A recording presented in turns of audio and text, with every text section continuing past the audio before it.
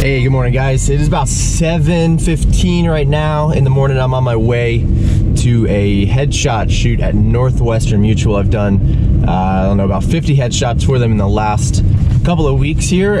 Super awesome guys that I'm working with over there. And I got the gig because of a bride and groom, actually, Jim and Alyssa, who I did a behind the scenes video of at their wedding just a few weeks back.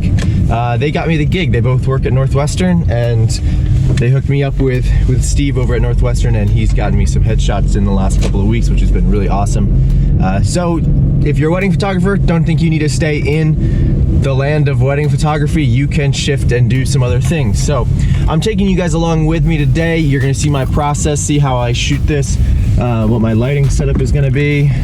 I'm pretty much using just the mag box today from MagMod. I've done a video on that before, but I didn't post anything of shooting. I just did an unboxing. So today you'll get to see it in action. I'm also going to be tethering my camera to my computer, and so that way the subjects can kind of see what they're looking at before they leave the room, and they can approve or want to retake the photo until we get it right. That way we get it right before they leave, and then there's no need for reshoots or anything like that.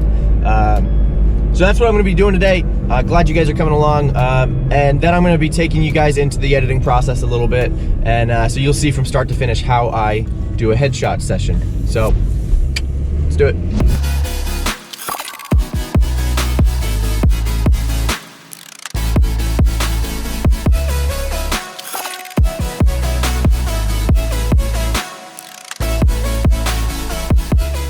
So the quicker I can get these guys in and out, the better. They're busy people, so we do just 2 or 3 different poses: jacket buttoned, arms crossed, and sometimes unbuttoned jacket, hands in pocket.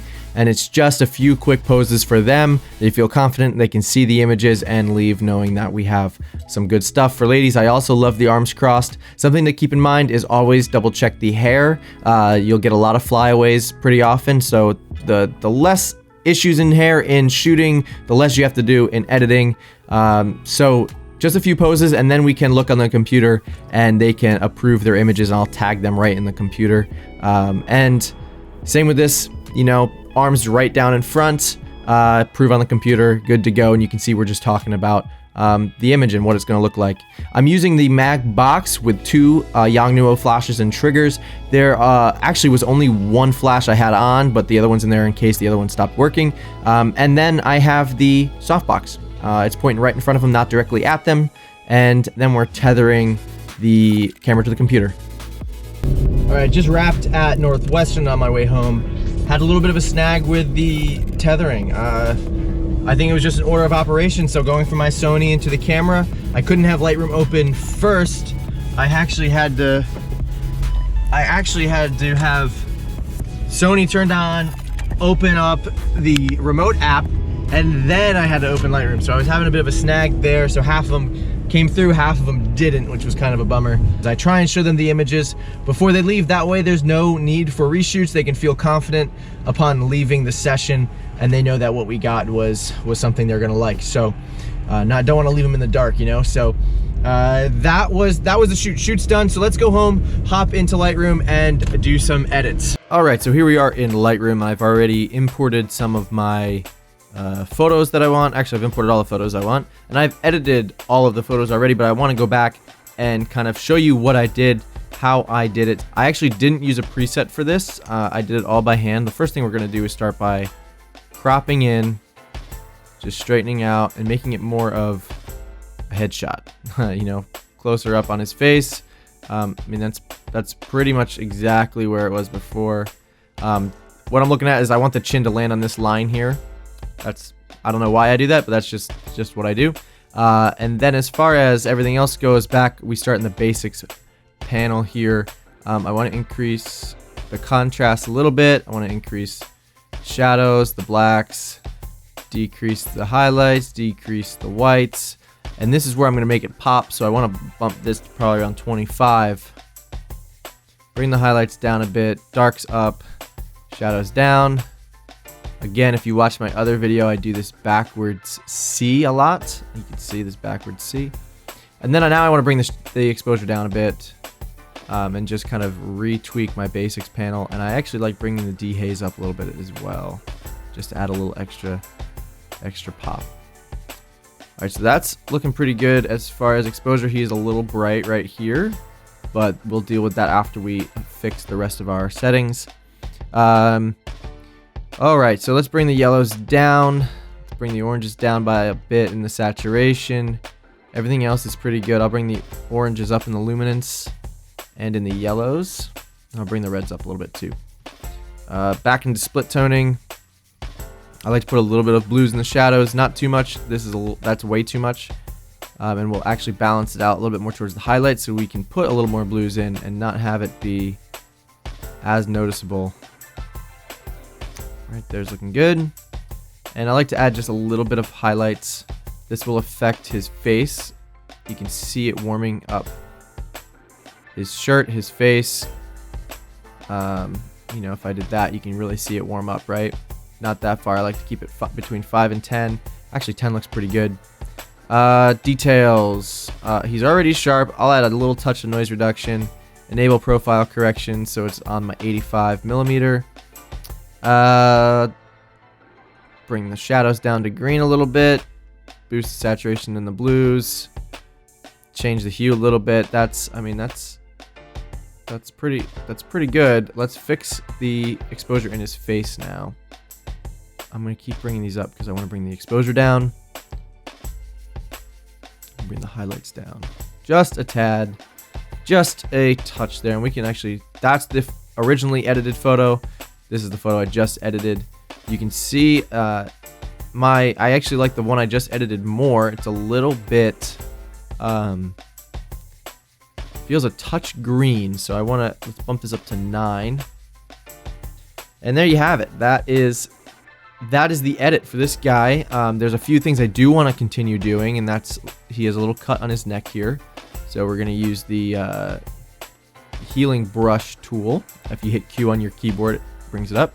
We're just going to clone this out, and I'll drag this a little bit closer. That's looking pretty good there. Right? Don't even know that was even there. We're going to get rid of this stray hair. Same thing. Hit Q, use the clone brush, and we're going to fix this one here as well. Other than that, he's looking pretty good. Okay, now I have actually my lighting setup was the same the whole time, so I can actually copy this preset, this setting here. Command C, make sure all of these are checked. I always have spot removal, crop, and local adjustments off. Hit copy, and we're going to paste it on to Carly here. And that's looking pretty good. This was my first edit with her. This is the second, the one we're editing now. And what I actually want to do again is we're going to soften some skin.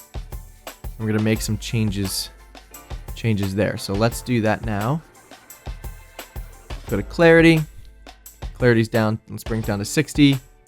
And we can start brushing around her skin here. Oop, I'm dragging the actual point. There we go. And her skin is already okay, like it's pretty clear skin, but this should just take away any sort of lines or, you know, just any imperfections. It should just smooth it out just a little bit, which I know all women love having smooth skin. So let's see. I want to bump this down even further, down to 65. We can see the before and after. This is going to be before and after. You can see what it does specifically right here. Is look at this highlight come out when I turn it off. It just, the contrast is a little bit more pronounced, so it softens that highlight, that specular on her cheek and on her forehead. And her hair is pretty matted down to, you know, her hair, it's stuck there. There's no like crazy flyaways, so I don't feel like I got to do a lot with this. But if we really wanted to, we can go through and kind of clean this up a little bit, and we'll see how this goes with just a first attempt. I don't love the clone stamp tool all that much in Lightroom. It is a little bit messy, but actually that did a pretty decent job because the texture in the wood, I don't have to worry about it too much. It'll just kind of blend in because there's imperfections in the wood. Other than that, I want to bump up the exposure a tad bit again, and you know what we will do is we will also add, let's Let's look at this. We'll also add a little bit. We'll cool her skin down a bit. So let's bring the saturation down by a few notches, and we're going to bring this temperature down to 10 and see if that balances out the, let's go to 15. See if that balances out the coolness or the warmth in her skin and the warmth in the wood back here. I don't want it to be too much of the same color. I mean, that looks pretty good. The highlights seem a little bit cold now, which is a bummer, but as far as this goes, I mean, I like it better than my first edit. That's way too warm. So this edit here I like better as well. I'm glad I'm doing this second walkthrough here. I'm glad I'm doing the second edit because they look so much better the second time, I think. Guys, thank you so much for watching. Hope you learned something today. If you have any questions about why I did something or how I did something, please let me know in the comments below. And if you're a wedding photographer or you don't shoot corporate work very often, don't feel like you have to only do what you know. Start learning corporate work. There's a lot of money to be made in corporate and in headshots, and you can actually batch shoot. So I'll go in there, do 5 or 6 headshots at a time. A couple weeks ago, I did 18 in like an hour and a half and made a lot of money doing that. So don't feel like you gotta stick with only weddings or only families or whatever you're shooting. Get out there, shoot something new, and create something, and just have a good time learning something new. It's always good to expand your mind a little bit. So thank you guys for watching. Hit that subscribe button if you haven't already. Maybe hit that like button as well, and share with a friend who you think might find this content helpful. And I'll catch you guys in the next video.